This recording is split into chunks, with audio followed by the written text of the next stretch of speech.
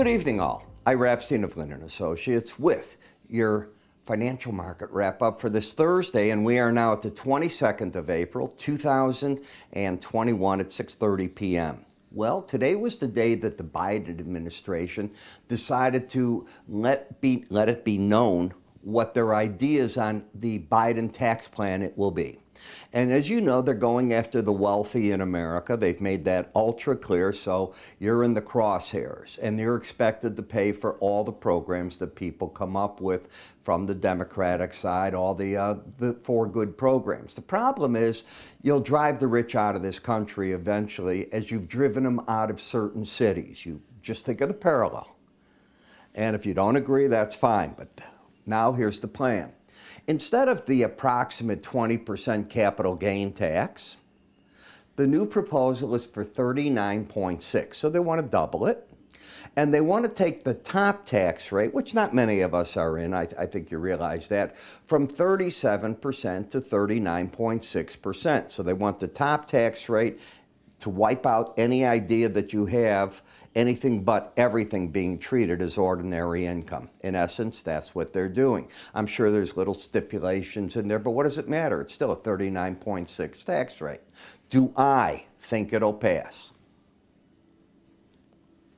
Zero chance. That doesn't mean there won't be some passage of some type of tax as a compromise down the road, but do I think doubling this, and it's going to get through with all of the Democrats? I know the Republicans will be against it 100%. I can't imagine anyone that won't, otherwise they won't ever run for office again. But the Democrats might even have questions as to the good of the country, what that really does. But the point is it's a starting point. And it's a big one. So it's easier to take it down than it is to ask for more. Wouldn't you agree? I think that's it.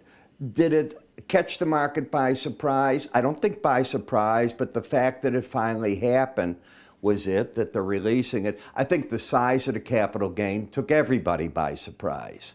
But again, if it probably is not going to pass like that, so you might as well ask for the moon. So we saw the dollar rise a bit, but you're not getting much of a break in the currency markets off of that. Energy's held up. Bonds and notes, they're not going anywhere on the news. They're still dropping in yield. So we go to the chart action and we see where we're at. Well, for the whole week, including this, we are down 1%. That doesn't sound to me like a market that's in a crashing mode. The next thing I look at in the market is where's the chart action. Remember what I said, this market's acting a bit heavy. It went up and all of a sudden it started doing that. You may not agree with my vernacular, but that's what it is, and that's what I've been saying on television stations as I've done interviews this week. Now, from a charting perspective on the swing line, the market is very much in an uptrend. You've got higher lows, you have higher highs. You don't know where this line's going to end up. If it goes through, if it goes through Thursday's high, we're already in Friday's session, it'll continue upward. Just don't know. Where's the support? Back at 40.97. That's not too far from where we're at. It's a 40-point break. That's a one-day break in this market if it really gets itself going. Where's the resistance? Well, it was here, the Bollinger Band. Finally, the Bollinger Band has gotten the math going from the market with this, that it can start arcing, and it's probably going to start wrapping its arms around the market is what I think. But the big picture is what happened with slow stochastics. And the slow stochastics, if you take a look, this is what they looked like on Wednesday. They lost their embedded reading today and they did not immediately get it back. Okay, as far as I'm concerned, right here is where the pros are coming out, or if they didn't get out of the market, they're coming out of the market here, and they're going to the sidelines until this re-embeds or both numbers get underneath 70 together, and they get back into a more normal, not overbought status. So right now, that's what I think. Could I be surprised? Yeah. If the market were to shoot dramatically higher on Friday, tomorrow, you could then turn this around and end up with just one day where you lost that number. Do I think it's going to happen? No. Even if it did happen, I would take a fresh look. That's just my take on the market. When I come to the NASDAQ, it's the same story. Okay, you lost the embedded reading. And when did it happen? This is the market Wednesday. This is today. Now tonight. Both numbers are already making their run at 70. So I'm looking for both this, the NASDAQ, and the S&P based on this current action to make a challenge of wherever the 18-day averages come in over the next couple of days. That's what I think is going on. I also think you're getting a certain element of traders that are going to go short on like tonight's rally, looking for that to happen with stops over the most recent high these markets had. In the Dow, it's the same thing. So the Dow first flirted with losing this back here. It got it back, and if you have my updates, what I told my clients was, it happens. And my clients had been in the market, and we were happy. At least I was a happy camper for them. And I said, yeah, you got to get out, and it's probably going to distribute. I didn't think it was going to be this fast. And I still think you can get back to that 18-day average, and we take a look down the road. Markets sometimes need to take a breather. Not everything is going to be straight up. Do I think the tax issue that was brought up today is what caused it? No. I think we knew that we were going to hear something. The size of the capital gains took the market by surprise, but it's a proposal. It's not in play. I think the market was ready. That's what I'm telling you. As for the Russell, remember we were talking, it's going to start narrowing in. Has it gotten away from this 18-day average? Not at all. Is the market trending? No. It's just doing nothing. It was oblivious to today's action. While the other markets came down, it's just oblivious. And in the VIX, if this were a real move, why didn't the VIX get through the upper Bollinger Band and make a run even to the 100-day average? We've seen these moves when you get out of left field, something big happens. None of that happened. This was a more controlled break is what I'm getting at. In the 30-year bond, you're quite overbought, approaching the upper Bollinger Band. Not certain what you do with that overbought unless it embeds. You did embed in the 10-year note, so I think the pros are looking at this real hard. A warning sign in the market. If we would come back through Thursday's low today, which was 132.09, it would be a sign that the market, if it does it on Friday or Monday, wants to make a run back to the 18-day average of closes. Fighting that is this, that you have the embedded reading, which says, no, that shouldn't happen. That's the first thing. And how it would react to it gets important. You could get a drop and not lose the embedded reading. Therefore, I think the pros are going to be ginger, but I think the pros still have, and the market is still in an uptrend until that changes. In the dollar index, the market made a stand. We talked about this just yesterday. Appears to me the market wants to use as a support for the moment, that the dollar index will find it at 91.01 and a half. If you're in my written subscription, what did I put down? That's it for my full research people. And I had written to them, I thought the market would find its support right there today, and any ideas on the short side should be covered there. I felt pretty darn good by day's end. I didn't expect this to come off that. But am I bullish? I am not. Why? You got your embedded reading.